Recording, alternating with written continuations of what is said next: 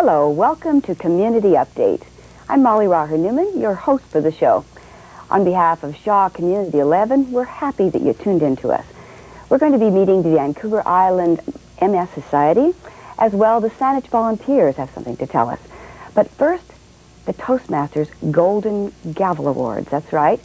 This is the second year that the Toastmasters have been here at Community Update to tell us about it. And here to tell us about it is Art Pollard. Welcome to Community Update. Well, thank you, Molly. Nice to have you here, Art. Nice to be here. Now, of course, this is a perfect example of sometimes how Community Update works. I ran into you at on the BC ferries, and you mentioned the Golden Gavel to me, and I remembered that we had talked about that last year, and you got a hold of Rod, and here you are. It's great to have you on board. Well, it's definitely great to tell people about an exciting opportunity for new public speakers, and that is the Golden Gavel speech competition. That's right, and of course the Golden Gavel is all about Toastmasters in general. Let's tell the audience what Toastmasters is, and then talk about all the individual clubs in Victoria that will participate in the Golden Gavel. I'll certainly do that. Toastmasters is a proven program for developing your speaking, listening, and leadership skills.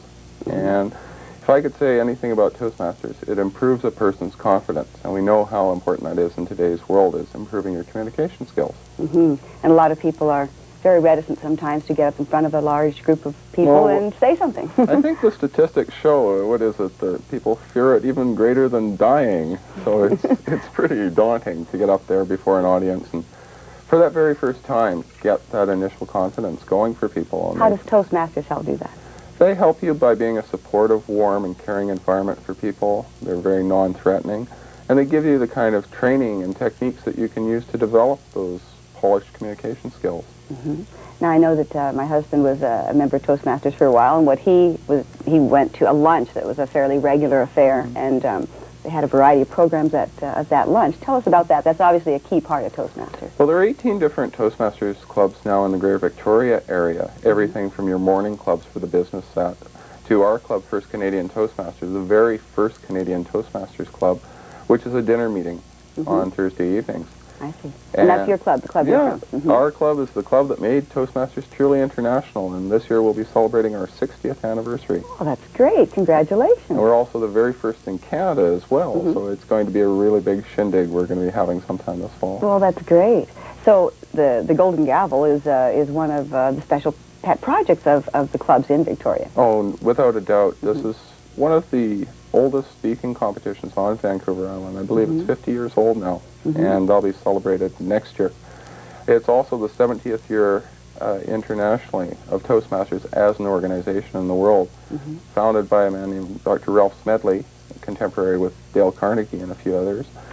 And Toastmasters formed, just basically as a men's club, but now it's the most interesting thing, I think, is the number of women that are joining Toastmasters. It may be as high as 60-70% in some of the clubs. I know I attended a few of the functions, and it was quite an eclectic mix. And now, what happens at a lunch, to give our audience a little bit more of a feel? What would happen if they went to a Toastmasters lunch? Well, for example, the luncheon meetings are very, very tight. It's organized on a 1-hour format. You may only have one actual 5 to 7 minute speech, and the other part of it is table topics, which is impromptu, on-the-spot speaking, which if you've ever been in a job interview, if you've ever been in a pressure spot, like an interview, you have to learn to think very quickly and deal with questions on your feet. And actually, that's one of the very first things that when I came to a Toastmasters meeting about 10 years ago, I was impressed with the way these people can, off the cuff, get up and speak on any topic. And I wanted to learn how to do that effectively, And I also learned over the years that if you don't get into your knowledge area, what you can do is you can, well, put it bluntly, BS your way around a topic. One of the speaking techniques of politicians, I understand, which is great. Well, as an adjunct, my husband got into politics after. Well, maybe it worked for your husband. Well, he certainly got a lot of confidence in his speaking skills, and of course that's what it's all about. Right. Now, you brought the Golden Gavel here. We have the actual gavel. We actually have the trophy. Okay, let's see if I can get this up without flashing too much light around. Let's try that.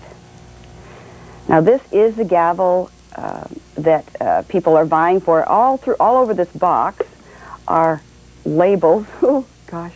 There we go. I'll just take this off. There it is, the gavel itself. Now, it's not golden. Why is it? No, it's not golden. However, it was created from a decommissioned transport carrier a number of years ago. Oh, yes. Carved out of one of the cabins, out of a wood called lignum vitae, I think it's Oh, called. yes, that's right. So it's all hand-carved, and it's quite a historical artifact. It's and beautiful. Quite valuable. It is really, really beautiful. Thank you very much for bringing it. Now, tell us about the Golden Gavel competition itself. The Golden Gavel competition itself is open to speakers with less than 18 months speaking training, professional speaking training. It's usually the first competition for a person involved in Toastmasters, but one of the things we've liked to encourage over the last few years, it's always been open to members of the public. You don't need to be a Toastmaster to enter the Golden Gavel speaking competition. You can be a member of Kiwanis, Rotary, International Training and Communication, our sister organization, used to be Toastmistress.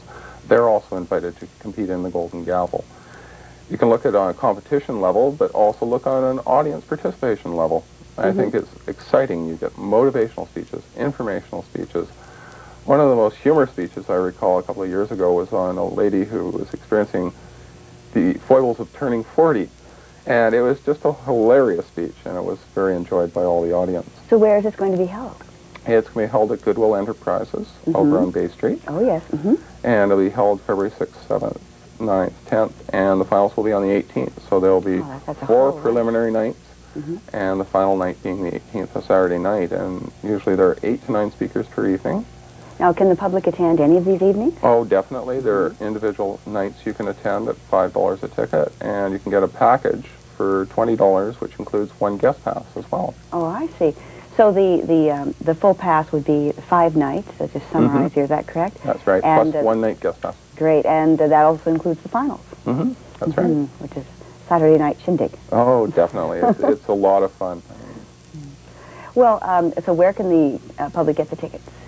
The public can purchase the tickets. I believe it's on the screen, and there will be individual tickets at the door that night. I'd encourage the public to arrive early at 6:30, so the seating is quite limited, and last year each of the nights were sold out. I heard it was just great fun. There were about 75 to 80 people per night attending these, and of course you get a lot of the clubs that are out there supporting their speakers, their hopes for the gavel. And the interesting thing also last year was that it was won by a person from Up Island for the very first time, up in Nanaimo. Traditionally, it's been a Victoria domain, this Golden Gavel, but now it's spreading all over the island, which I think is fantastic. That's great. Art, thank you very much for coming and telling us about it and for bringing the Golden Gavel itself. That's a real pleasure and a treat. That's great. Well, I hope everybody seizes the moment and gets out there and supports our 1995 Golden Gavel. All the best to you, Art. Thanks, Molly. Now, don't go away. We will be right back.